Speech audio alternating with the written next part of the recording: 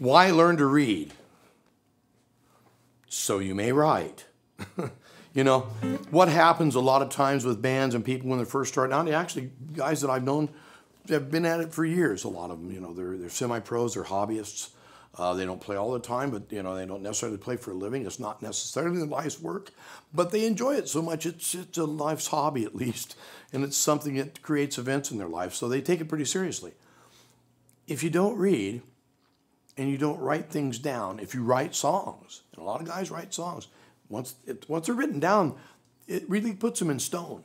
At least you have a format you can refer to, and that song becomes more real as it's written, and you publish it to other people. If you give it to the guys in the band and share it with a few other bands that are interested in the tune, a lot of times you got guys that are collaborating all over the town, you know, and they're playing each other's songs depending on the size of the town, and you know, the idea of the competition changes, and the idea of sharing the new ideas and new material comes up. Of course, we got the internet. We share all kinds of things now, and you know, a lot of people aren't necessarily getting paid, but you get paid in the long run if you develop these new tunes.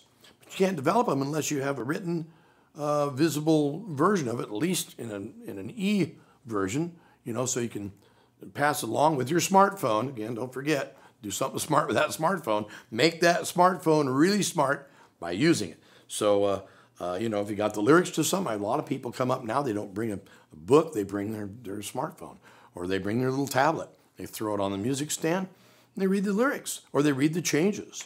You know, that's there, but it's important. If you got a song you've written, you know, and you want to share it with somebody, if you don't write it down, how are they going to know it?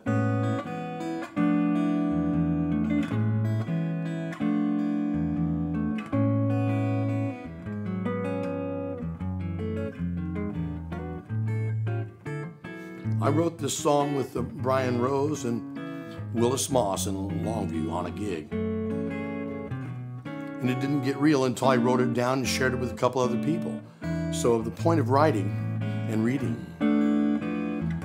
is to communicate and to make things solid, to make them real. If I just memorize this and show it to people by ear, it probably won't hang in there. There'll be a lot of people that will never get a chance to play it. But if you write it down, more people will be able to share it.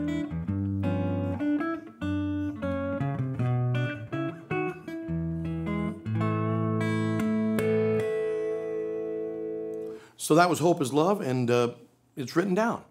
And I've played it with a lot of different folks because of that. Until I wrote it down, just showing it to somebody, there's a lot of changes in that tune. It's real difficult to just show them. And it doesn't matter how many changes are in your tune.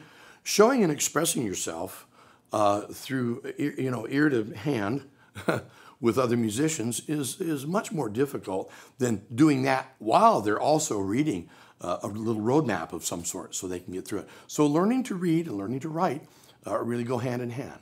Without reading some, you know, you can't really write anything down, and it will hamstring you. So you want to, you know, you're going to want to work on that. Don't be afraid of it.